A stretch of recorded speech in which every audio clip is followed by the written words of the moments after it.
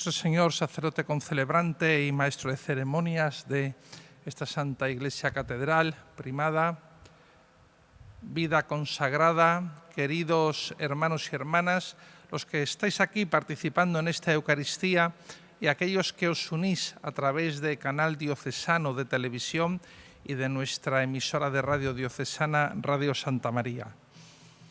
Como decíamos al comienzo de la celebración, estamos celebrando el 25º domingo del tiempo ordinario. Este periodo del tiempo litúrgico, del año litúrgico amplio, llamado tiempo ordinario, que abarca desde la solemnidad de Pentecostés, cuando terminamos Pentecostés, hasta que comenzamos el nuevo año litúrgico el primer domingo de Adviento. Será a finales de noviembre. Son 34 domingos, estamos en el 25, significa que nos faltan 9, un par de meses. Y nos tenemos que fijar en estos domingos en la liturgia de la palabra, que es la que nos orienta por dónde quiere la Iglesia que vaya nuestra reflexión. Como han escuchado ustedes, la primera lectura tiene un cierto paralelismo, puesto que habla de las riquezas con el Evangelio que hemos escuchado. Esa primera lectura es una parte del libro del profeta Amós. El profeta Amós vivió 8 siglos antes de Jesucristo, por lo tanto estamos a 1700, a más de 2700 años de distancia con él. Digo esto por lo que luego voy a subrayar. Y es contemporáneo pues, de otro que a lo mejor les suena más, del profeta Isaías, del primer Isaías. Él era un hombre que era un pastor y era un agricultor, y es llamado por Dios, vivía cerca de Belén, es llamado por Dios y va al reino del norte. Lo que es hoy Tierra Santa estaba dividido en 2 reinos, el reino de Judea, capital en Jerusalén, y el reino del norte, lo que es hoy pues, Samaria y Galilea. Y él allí anuncia la palabra de Dios y denuncia, como hemos escuchado, la corrupción que se había producido con las riquezas. Era un periodo de prosperidad y entonces la gente se había olvidado de Dios y había puesto su corazón en las riquezas. Y unas riquezas conseguidas con fraude. Denunciaba, ¿no?, que se estafaba a los pobres en el peso, en la medida, y por lo tanto, pues fíjense, ¿no? Por eso les decía, 2700 años antes, pues ni entonces había nada nuevo y hoy quizá pues tampoco hay tantas cosas nuevas, aunque hoy vayamos con teléfonos inteligentes, tengamos internet y viajemos en avión y en otros medios de comunicación. Pero el corazón del hombre y las tentaciones del corazón del ser humano, hombre y mujer, siguen siendo las mismas. Y Amós dice que ese apego a las riquezas y esas faltas contra la justicia, la verdad y la justicia social, no permiten una relación sana con Dios, rompen la relación con Dios. Pero vamos al Evangelio que se nos ha proclamado este año tercero del ciclo litúrgico. El ciclo litúrgico son 3 años, es trienal, año A, año B y año C. Estamos en el año C, que escuchamos el Evangelio según San Lucas. Al año que viene comenzamos el ciclo A, que escuchamos a Mateo. Al año siguiente el año B, que escuchamos a Marcos. Tercer año, Lucas, y así se va dando la vuelta en 3 años a los 3 sinópticos. Pues Lucas, en este capítulo 16 de su Evangelio que hemos empezado a escuchar, nos habla de la relación también con las riquezas. No es la primera vez que el Evangelio de Lucas pues nos ha hablado de esto y cuál debe ser como creyentes nuestra actitud con las riquezas. Y Jesús enseña a sus discípulos, como solía hacer, con una parábola, una historieta que se inventaba.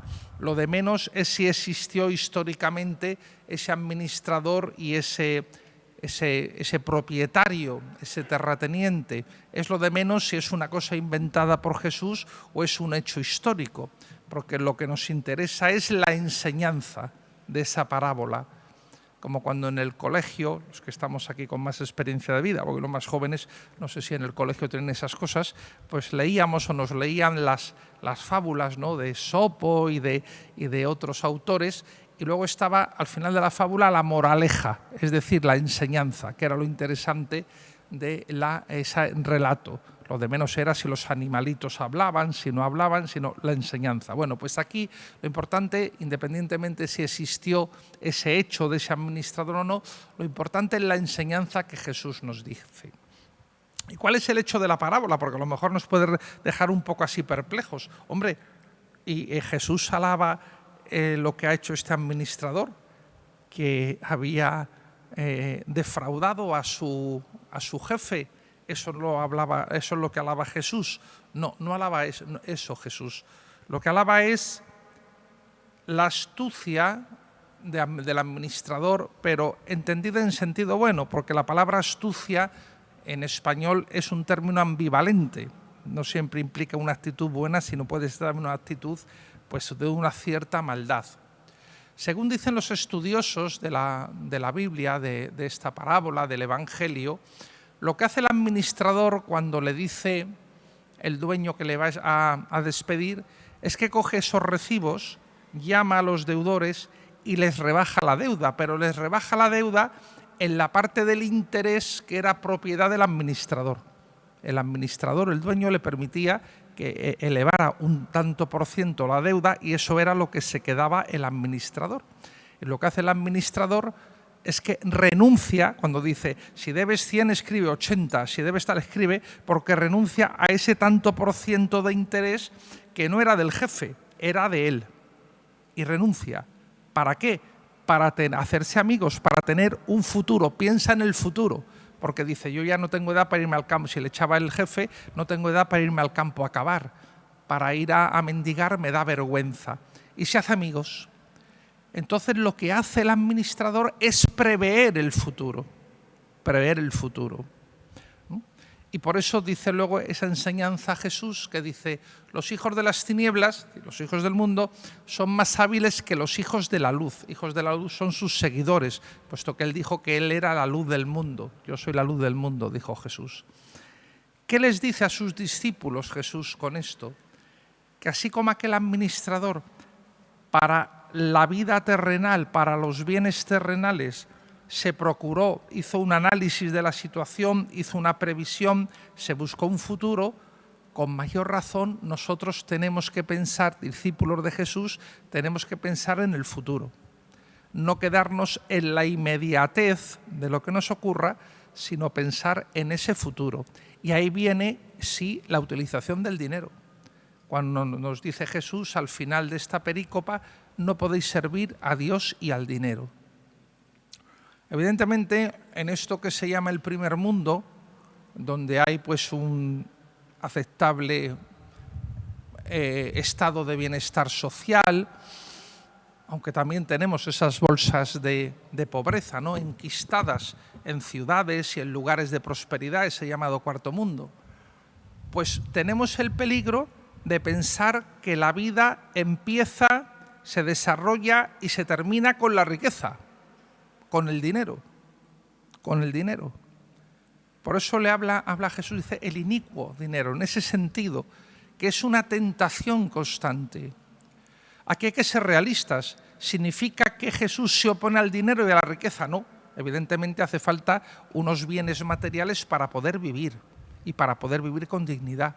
Y ojalá todos los hombres y mujeres de este mundo pudieran vivir, tuvieran lo necesario para poder vivir con dignidad, porque no es así.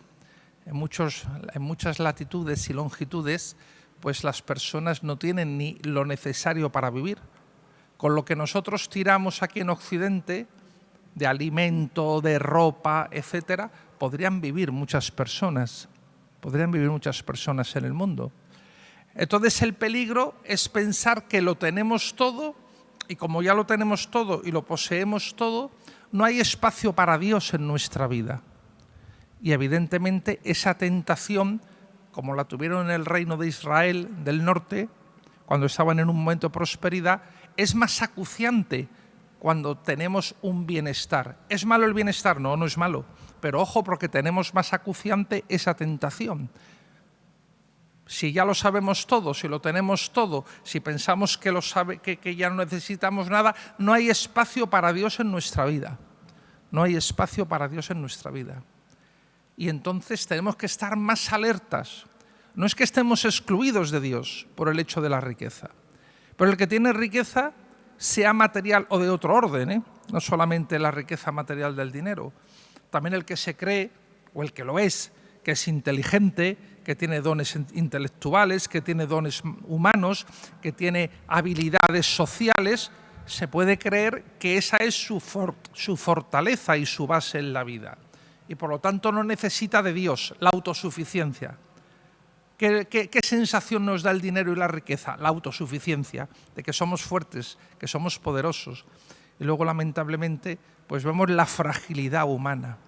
Cuando llega una enfermedad, cuando llega un revés en la vida, cuando lamentablemente, como tantos hermanos nuestros, están en situación de guerras, vemos la fragilidad de la persona.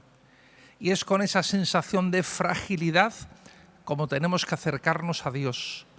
Por eso Jesús dice, si no os hacéis como niños, como esos niños que nos están cantando preciosamente en la Eucaristía, no entraréis en el reino de los cielos. Porque si nos creemos potentes, ricos, sabios, autosuficientes, ¿dónde está el espacio para Dios? No hay espacio para Dios. Y es una sensación de falsa seguridad. Esa falsa seguridad que tenía el administrador, esa falsa seguridad que tenía incluso el propietario de aquellos bienes. Entonces tenemos que, desde la fragilidad y desde sentirnos en una indigencia personal, interior, acercarnos a Dios para que Él sí nos dé esa vida eterna que promete Jesús al final de la parábola. Y finalmente el apóstol Pablo, en la segunda lectura de su primera carta a Timoteo, que era un colaborador suyo, que dejó en una de las iglesias que la había fundado, o con categorías eclesiales, digamos, que le constituyó allí obispo, le dejó a cargo de aquella comunidad, pues nos pide una cosa que es importante hoy día, que seamos generosos en la oración y que sepamos rezar por todos, que sepamos rezar por todos. Y como ha dicho el Papa León XIV, cuando lamentablemente estamos en un mundo polarizado, que ha llevado a guerras, cuando estamos en un mundo de divisiones. Y lo que es más grave todavía, cuando esa división y esa polarización ideológica y de otra raíz se nos puede colar dentro de la Iglesia, pues entonces nos pide el apóstol Pablo que recemos por todos, porque dice el apóstol, Dios quiere que todos los hombres se salven, no excluye a nadie. Basta que, como decíamos antes, con esa actitud aceptemos y acojamos la invitación de Dios Padre. Pues, queridos hermanos, pidámosle al Señor que durante esta semana nos dejemos querer por Dios, nos dejemos abrazar por Dios y no nos creamos que somos tan autosuficientes que no necesitamos ni de Dios ni de los hermanos.